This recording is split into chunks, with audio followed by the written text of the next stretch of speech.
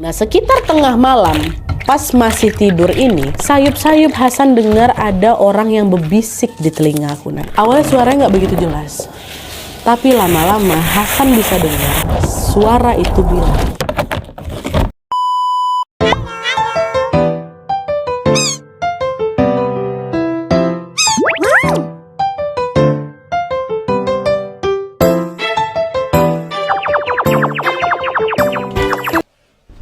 oke, Wak, jadi kisah yang aku ceritakan malam ini dikirim sama Wak kita yang bernama Hasan. Halo Mas Hasan. By the way, semua nama, semua tempat tidak kami sebutkan yang asli. Oke, jadi waktu kejadian ini terjadi, Hasan ini sudah berkeluarga, Wak. Dia tinggal bersama istrinya yang bernama Ratna dan seorang anak perempuan mereka yang waktu itu masih berusia 2,5 tahun bernama Ana. Kehidupan rumah tangga mereka waktu itu bisa dibilang susah kali, Wak. Penghasilan Hasan dari kerja serabutan tidak pernah cukup untuk menutupi kebutuhan sehari-hari. Kadang pun uang yang dia dapat tuh cuma cukup buat dikumpul-kumpul, cuma cukup buat beli susu anaknya aja. Sementara kebutuhan lain memang masih banyak yang belum terpenuhi. Nah, karena itulah Hasan terus muter otak tuh, dan dia nekat mengambil pekerjaan apapun yang penting bisa bikin dapur mereka ini tetap ngebul. Sampailah pada suatu hari Hasan mendapatkan tawaran pekerjaan sebagai pekerja tambang dengan gaji yang besar dari seseorang yang bernama Pak Guntur. Nah, Pak Guntur ini adalah pendatang dari luar desanya Wawa, yang baru saja membuka sumur minyak mentah tapi ilegal di area hutan dekat rumahnya si Hasan. Nah, untuk sistem kerjanya sendiri, tambang itu tuh pakai sistem borongan gitu. Jadi di mana pekerja di sana akan digaji 50.000 dari setiap drum minyak yang dihasilkan. Dan untuk skala tambang ilegal kecil menengah kayak punyanya Pak Guntur ini biasanya dalam satu hari tuh bisa terkumpul 200-an drum. Berarti dalam satu bulan bisa sampai 6.000 drum. Dikalikan 50.000, 300 juta satu bulan. Nah, nanti penghasilan itu, jumlah itu akan dibagi tuh dengan jumlah pekerja. Misalnya satu tempat itu pekerjanya 10. Nah, tinggal dibagi 300 juta bagi 10. Dapatlah 30 juta per bulan. Nah, kebayangkan Wak gimana tergiurnya Hasan waktu dengar nominal itu, ya kan? Dalam pikirannya langsung, aku 2 bulan aja kerja di sana, uang aku bisa kujadikan modal usaha sendiri nih. Hasan yang mikir kayak gitu, udah berangan-angan kayak gitulah, Wak. Tapi waktu Hasan ngomong soal pekerjaan itu ke istri, ke Ratna dan juga ke ibunya, Wak, mereka langsung gak setuju. Istri dan ibunya ini takut karena kerja di tambang ilegal kayak gitu biasa risikonya gede kali, apalagi juga tempatnya jauh, nah di tengah hutan, minim juga alat keselamatan dan juga rawan kecelakaan. Salah-salah itu nyawa bisa jadi taruhannya, ya kan. Tapi di situ Hasan terus mencoba menenangkan dan juga meyakinkan mereka berdua kalau aku bakal hati-hati kok di sana, Bu, yang gitu. Sampai akhirnya setelah dibujuk berkali-kali mereka pun terpaksa memberikan izin. Dan setelah itu Hasan langsung nyamperin Pak Guntur, diinterview sedikit apa segala rupa. Pak Guntur setuju. Besok paginya Hasan langsung diminta untuk berangkat bekerja. Setelah pamitan sama keluarganya, Hasan dijemput supirnya Pak Guntur, Wak, naik mobil menuju ke lokasi tambang yang memang letaknya jauh kali di pedalaman hutan dari rumah aku. Nah, itu udah jauh kali tuh.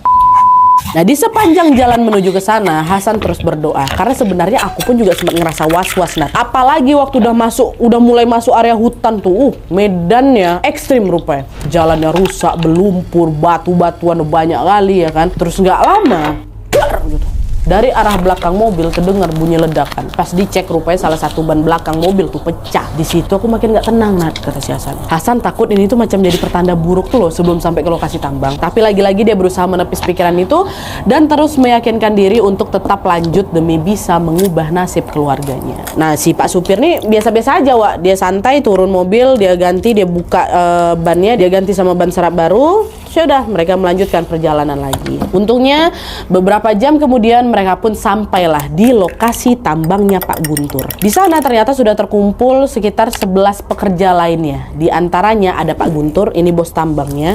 Terus ada 2 pekerja senior, satu namanya Pak Rustam, satu lagi namanya Pak Burhan. Sisanya inilah pekerja-pekerja pemula kayak si Hasan. Sebutlah ada namanya Doni, Romi, Isal, Dodo, itulah. Ada sekitar 9 orang. Jadi total sama Hasan 12 orang, ya, Wak, ya. Pak supir waktu itu nggak ikut nambang. Nah, sebelum memulai bekerja, mereka semua dikumpulin dulu nih untuk dijelaskan tugas masing-masing dan dikasih gambaran bagaimana tambang ini bekerja. Jadi, kerjaan mereka di sana, Hasan dan kawan-kawan ini, adalah ngebor sumur minyak secara manual sampai nanti minyak-minyak mentahnya keluar dari dalam tanah. Nah, setelah itu minyak-minyaknya ini nanti akan ditampung tuh sama Hasan dan kawan-kawan ke dalam drum-drum besar untuk dijual. Dasarnya tuh itu aja Wak tugas mereka. Cuman waktu di hari pertama ini Hasan sama yang lain nggak langsung disuruh ngebor sumur. Mereka disuruh kerja bakti dulu, ngebersihin sekitar lokasi. Mereka disuruh bangun, diriin camp untuk istirahat, dan juga membuat bak penampungan air hujan untuk keperluan mandi dan juga cuci-cuci. Nah, sementara Pak Guntur, Pak Rustam, sama Pak Burhan, dua senior ini pergi, Wak, nentuin titik-titik mana saja yang akan dijadikan sumur minyak. Nah, karena kondisi area tambang ini kayak tebing, Wak, jadi untuk pengeboran sumurnya ini akan dibuat berunda, akan bertingkat ngikutin kontur tanah gitu. Rencananya akan dibikin 3 sumur minyak. Sumur 1 ada di undakan paling bawah, dan di dekat sumur itu juga nanti akan dibangun bak penampungan minyak sementara. Terus 2 sumur lainnya, sumur 2 dan sumur 3 ini akan berada di undakan di atas sumur 1. Dan di setiap titik sumur ini juga akan dibangun paret pengaliran dan juga gubuk kecil untuk menaruh mesin tambang. Dah gitulah ditaruh kan. Setelah semua selesai, nantinya pekerja-pekerja ini 9 orang tadi akan mulai ngebor sumur-sumur minyak itu di beberapa titik yang sudah ditandain mereka bertiga. Diameter sumurnya kata si Hasan nggak begitu lebar, cuma sekitar 60 cm, tapi kedalamannya kurang lebih 100 sampai 200 meter, Wak, di bawah tanah. Habis dibor, mereka masukin casing besi galvanis ke dalam sumur itu. Diameter sama panjang besinya juga disesuaikan sama ukuran sumur. Jadi fungsi besi ini sebagai casing pelindung supaya dinding sumurnya nggak longsor gitu lah. Nah, untuk sistem pengambilan minyaknya itu masih sederhana, Nadia. Mereka pakai motor dimodif menjadi mesin penarik. Jadi mesin itu tuh akan disambungkan ke katrol dan pipa yang ujungnya dipakein klep besi, dan pipa inilah yang nantinya akan diturunin ke dalam sumur untuk ngambil minyak dari bawah tanah. Jadi setelah minyak itu berhasil naik, minyak itu dialirin tuh lewat parit-parit kecil kat sumur tadi tuh menuju ke bak penampungan yang ada di undakan paling bawah, yang ada dekat sumur bawah tadi. Jadi konsepnya memang mirip kayak nimba air, nimba air sumur gitu. Bedanya kalau timba air pakai ember sama tenaga manusia, kalau ini minyaknya itu diambil pakai pipa dan ditarik pakai mesin motor lah. Kayak gitulah gambarannya ya. Nah, setelah semua sumur selesai dibangun, Pak Guntur si bos tambang ini pun langsung bagi tugas. Nanti di tiap sumur ini akan dihandle atau dipegang sama 3 orang. 1 orang bertugas jadi operator mesin penggerak, dia akan ngatur mesin buat naik dan nurunin pipa ke sumur. Sementara 2 orang lainnya bertugas mengawasi pergerakan pipa dan juga aliran minyak. Gitu. Tapi tugas setiap orang ini nggak tetap, Wak. Jadi mereka itu akan gantian atau akan di rolling sesuai shift selama 8 jam kerja. Ini kan kalau di total artinya ada 9 orang ya, masing-masing kan 3 sumur. Nah, 2 orang sisanya yang nggak kebagian shift kerja ini tugasnya keluar masuk hutan untuk beli makanan dari luar. Sementara Pak Guntur tugasnya ya udah ngawasi aja. Gitu. Nah, sebelum mulai bekerja, Hasan sempat mastiin lagi, Wak, ke pekerja senior soal apa saja yang boleh dan tidak boleh dilakukan selama nambang minyak di situ, biar meminimalisir hal yang tidak diinginkan terjadi ya kan. Di situ Hasan sempat nanya ke Pak Rustam, kan senior, Pak, Bapak kan udah pengalaman kerja gini, ada aturan atau larangan khusus nggak Pak selama kerja di sini, kata dia. Nah, Pak Rustam bilang, ya dimanapun kita kerja, apalagi di dalam hutan kayak gini, usahakan jaga tingkah laku sih. Fokus aja kerja, nggak usah aneh-aneh. Sama satu lagi yang harus diingat, yang paling penting, kita kan ini kerja di sumur minyak nih ya kan. Kita memang bisa lihat minyaknya, tapi ada gas berbahaya yang nggak terlihat dari dalam sumur. Jadi jangan pernah nyalain api di sekitar sumur, kata si bapak. Oh siap Pak, kata Hasan. Ada kan? Akhirnya besok harinya Hasan dan yang lain pun mulai bekerja sesuai jadwal shift dan job desk masing-masing, Wak. Fast forward, bulan pertama semuanya berjalan lancar. Produksi minyak tuh betulan melimpah ruah. Hasan betulan dapat gaji itu kurang lebih 27 juta tuh, bulan itu aku dapat 27 jutaan. Dan setelah full kerja sebulan pun Hasan dapat jadwal libur selama 1 minggu. Baliklah Hasan ke rumah ya kan, dia melepas rindu sama anak dan istrinya, ngajak mereka jalan-jalan, makan di luar enak-enak. Pokoknya aku quality time lah sama keluargaku. Sampai tidak terasa masa liburan Hasan pun udah mau habis. Besok dia harus balik lagi ke tambang. Tapi entah kenapa malamnya nih Nat, sebelum aku balik kerja, anak aku yang biasanya anteng-anteng aja, tiba-tiba rewel ya Nat. Dia nangis kejer kali, seolah-olah dia kayak habis ngeliat sesuatu gitu. Udah ditenangin, udah digendong sama Ratna istri aku, tapi Ana nih nggak mau diam. Dibikinin susu nggak mau minum, digendong-gendong, ditimbang-timbang mamanya nggak mau apa, nggak mau diam. Dia cuma mau diam kalau aku yang gendong, kalau si Hasan yang gendong. Ana tuh macam nggak mau lepas gitu loh dari Hasan. Nah karena nggak tegang ngeliat anaknya kayak gitu, malamnya Hasan pun akhirnya tidur sambil duduk dan memangku Ana di dadanya. Paginya, pas Hasan mau siap-siap berangkat berangkat kerja, nangis lagi anakku. Bahkan suaranya makin kencang lagi sampai terserak suaranya itu. Dan di saat yang sama, mamaku datang ke rumah, ibunya Hasan datang ke rumah Hasan. Khawatir ibunya. Nak, San, udahlah San, nggak usah lanjut kerja lagi di situ. Lihat nih, Anna tuh nggak mau kok pergi. Firasat ibu juga nggak enak loh nak. Tadi malam ibu mimpi buruk San. Ibu mimpi kau jatuh di tengah hutan sendirian. Terus ya lama kok didatangin binatang-binatang buas gitu nak, ngelilingin kau. Seolah-olah kau tuh macam mau diterkam sama mereka. Terus waktu ada satu binatang kan udah makin ngedekat ke kau langsung loncat ke lubang. Disitulah kau berlindung. Abis ibu kebangun, langsung gak enak perasaan ibu nak. Makanya ibu langsung kesini. Ditambah lihat anak kayak gini, makin gak enak lah perasaan ibu. Itu kata mamanya. Tapi di sini Hasan tetap kekeh. Wah enggak bu, aku harus lanjut kerja bu. Dikit lagi bu, 1 bulan lagi aja. Aku mau ngumpulin modal usaha. Hasan memang udah janji 2 bulan aja. Ini aku harus lanjut kontrak 1 bulan lagi. Abis itu aku resign. Ibu sama istrinya Hasan sebenarnya masih keberatan. Apalagi di sana juga ngelihat Ana makin meronta-ronta nangisnya ya kan. Ibu baru mimpi kayak gitu tadi malam. Tapi karena Hasan terus meyakinkan mereka, tetaplah dikasih izin. Nak, ntar jelas, tapi hati-hati ya nak ya, hati-hati ya bang, kata suratnya. Dah, pigilah lagi si Hasan kan. Nyampe di lokasi, ternyata Pak Guntur ngumumin kalau dia mau ngebor sumur keempat. Lokasinya berada di undakan atas sumur ketiga, jadi makin atas nih. Waktu ngedengar itu sebenarnya Hasan agak keberatan, Wak. Soalnya 3 sumur dengan 11 pekerja aja itu udah berat kali. Cuma di situ Pak Guntur bilang, udah tenang, nggak usah khawatir kalian, nanti aku tambah pekerja lagi. Dengar itu nggak jadi protes kami. Nah, waktu itu yang dapat tugas ngebor sumur keempat ini adalah 2 pekerja senior lagi, Pak Rustam sama Pak Burhan lagi. Sedangkan pekerja lain tetap bekerja kayak biasa di sumur 1 sampai sumur 3. Tapi setelah sumur keempat itu digali makin dalam, suasana di lokasi mulai kerasa nggak beres, Wak. Di sumur 4 ini tanah di sekitar lubang bor itu tiba-tiba bergetar. Terus dari dalam sumur mulai terdengar suara desisan gas yang makin lama makin keras. Waktu itu casing besinya belum sempat dipasang sama sekali, Wak ya. Dan betul aja, beberapa detik kemudian, dari dalam sumur keempat itu tiba-tiba nyembur minyak mentah tinggi, tinggi kurang lebih 20 meter itu. Nah, kemungkinan besar itu terjadi karena memang tekanan gas di bawah tanah itu terlalu tinggi, jadi minyak mentahnya langsung nyembur gitu, langsung terdorong keluar. Nah, untungnya di sini, Wak, Pak Rustam sama Pak Burhan nggak kenapa-napa. Di situ Pak Rustam langsung teriak lewat HT ya kan, buat ngabarin pekerja di bawah tuh. Cepat, kalian matiin semua mesin, ada gas bahaya ini nyembur dari sumur 4 katanya. Ingat ya, jangan ada yang nyalain api sekecil apapun. Dengar itu Hasan sama yang lain langsung matiin mesin penarik, termasuk mesin genset juga dimatiin tuh, semua dimatiin kan. Waktu itu Hasan sempat ngeliat tuh semburan minyak di sumur 4 tuh makin lama makin tinggi. Hasan juga lihat Pak Rustam sama Pak Burhan lagi berusaha bikin aliran darurat menuju ke paret supaya minyaknya nggak ngalir ke bak penampungan yang ada dekat sumur 1 gitu loh. Dibikin sama mereka. Udah, tanpa disangka dalam waktu singkat itu bak penampungan dari sumur 4 yang menyir itu dia penuh.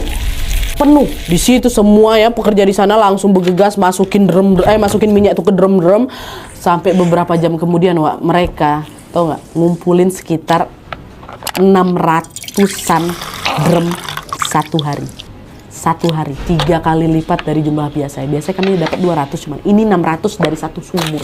Langsung macam dapat rezeki nomplok kami. Kalau minyaknya ngalir terus sebanyak ini, gaji kita naik banyak ini kata orang. Sebanyak itu, bersorak lah mereka di sana ya kan.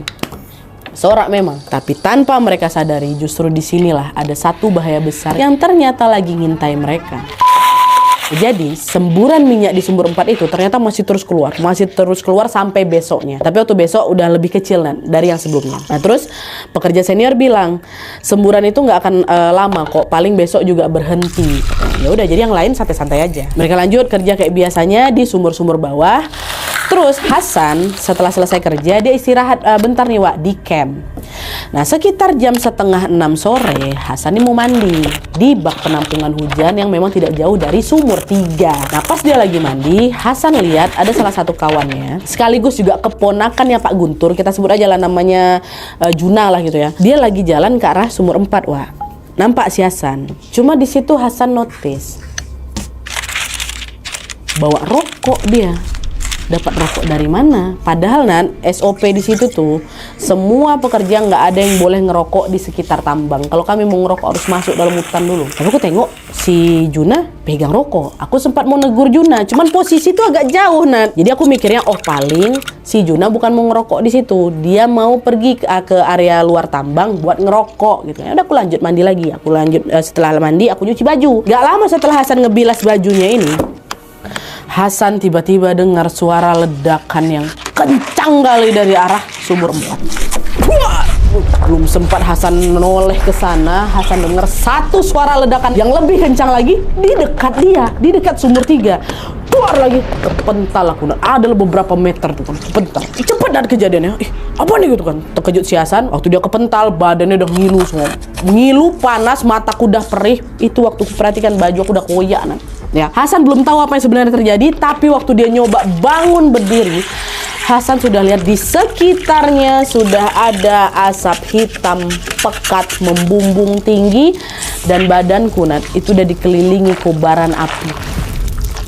Dalam hitungan detik api itu udah ngerembet lewat paret minyak tuh ke arah sumur 2 dan bak penampungan minyak yang ada di sumur 1. Dua alamat meledak lagi. Wah itu tuh ledakan tuh bertubi-tubi. Jadi area tambang aku tuh udah macam neraka rasanya.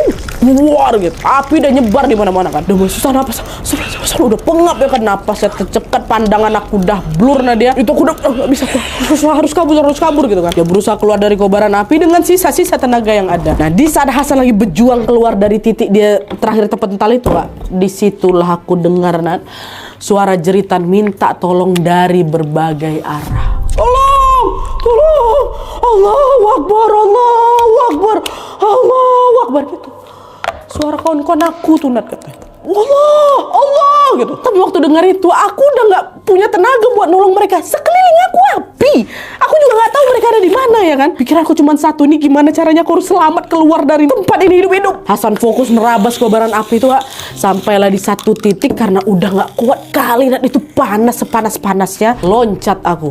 Untung di situ ada kubangan lumpur. Loncat aku.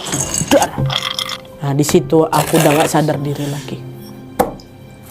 Meledak area sana. Nah pas bangun Hasan sudah ada di rumah sakit ya. Ibu dan istrinya nungguin di samping dia sambil matanya udah berkaca-kaca semua ya kan. Waktu bangun langsung dipeluk lah si Hasan. Bang, alhamdulillah bang, sadar kau.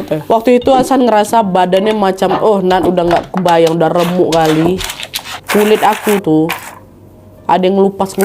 Alhamdulillah Hasan masih bisa gerakin badannya dan untungnya mata juga berfungsi normal. Di situ Ratna, istrinya Hasan bilang, "Bang, Allah masih sayang sama kau, Bang. Kau harus bersyukur banyak-banyak, Bang. Kemarin waktu kejadian itu, Bang, ada warga yang nemuin kau terkubur sebagian di lumpur yang udah ngering, Bang.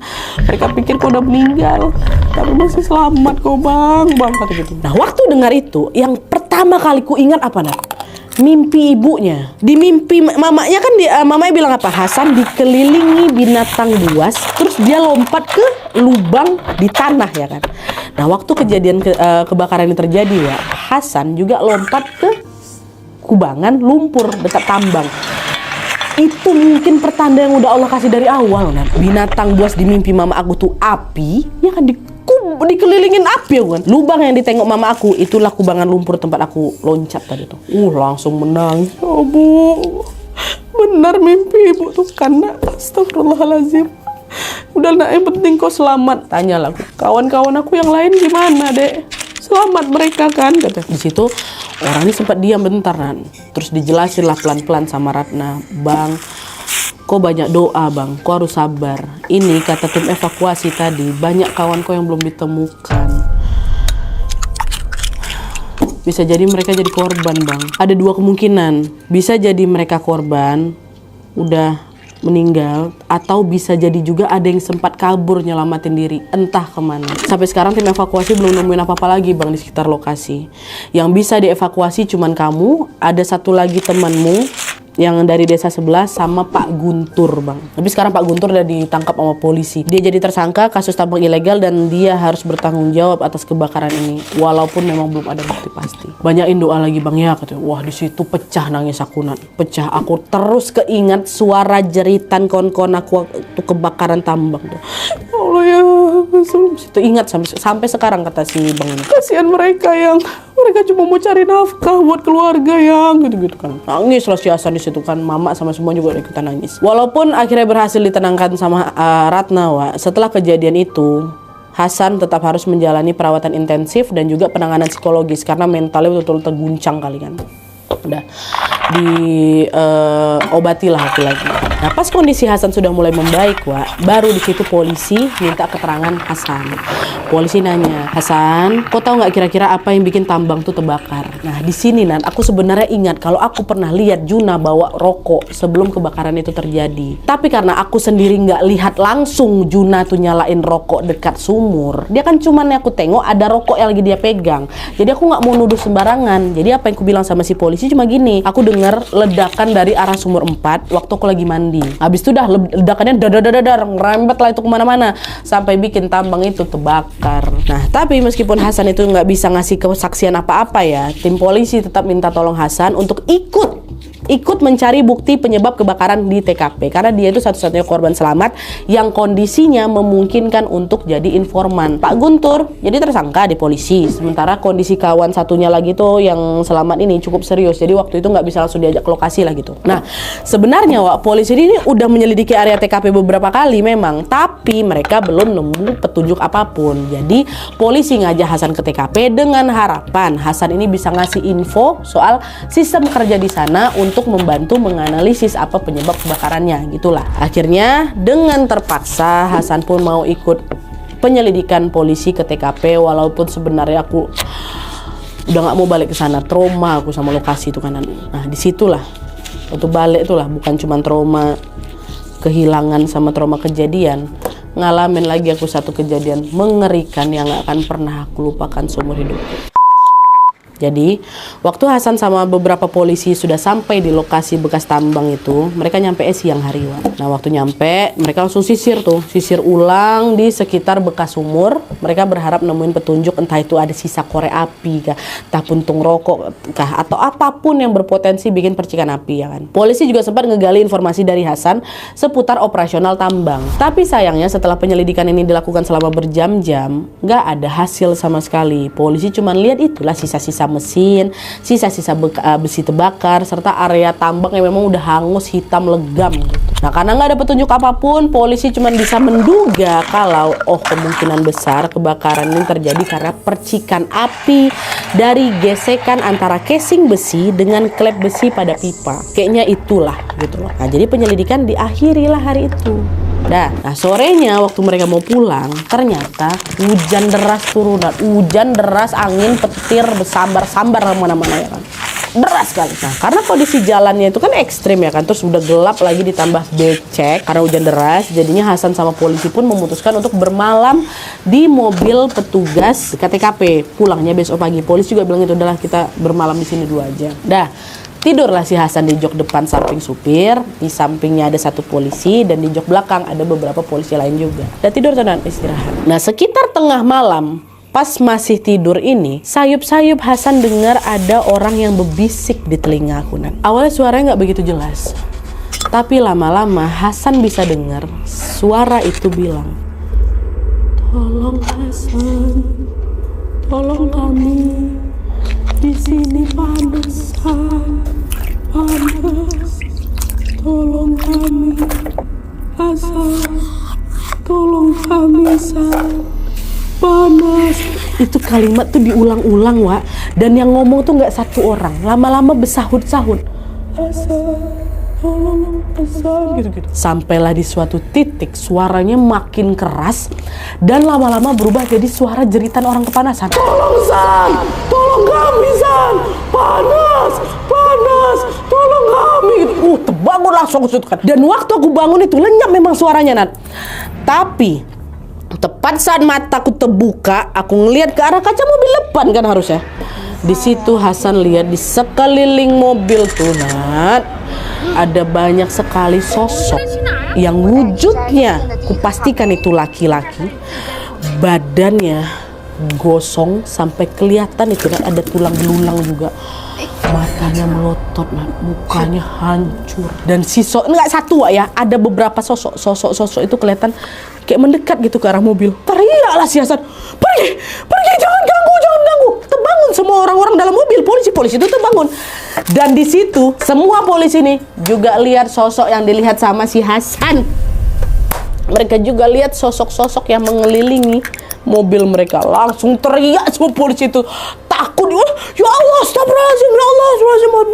Baca doa. Ada yang tutup mata, ada yang gemeter, astagfirullahaladzim gitu. Pada takut semua polisi itu. Gak ada yang berani ngeliat ke arah luar mobil tuh. Itu sosok-sosok nggak langsung hilang, makin lama makin dekat. Bahkan ada nanti sampai nempelin buka sambil nyakar pintu. Ada nanti ya mau masuk gitu loh. Nah, waktu itulah pingsan lagi si Hasan. Cuman waktu aku pingsan itu, Nat, Hasan ini dengar lagi ada suara bisikan kayak aku dengar sebelumnya. Hasan, tolong kami, panas. Sampai beberapa kali, Nat, itu diulang-ulang. Terus nggak lama suara itu lenyap. Dan tepat saat suara itu nggak ada, Hasan tiba-tiba dikelilingi sama beberapa sosok yang kalau dilihat dengan seksama, muka sosok-sosok itu sama persis kayak muka kawan-kawan kerja aku waktu mereka masih hidup. Nah, itu. Jadi dalam pingsanku tuh aku dikasih penglihatan itu. Mimpi entah apalah, pokoknya aku dapat penglihatan itu.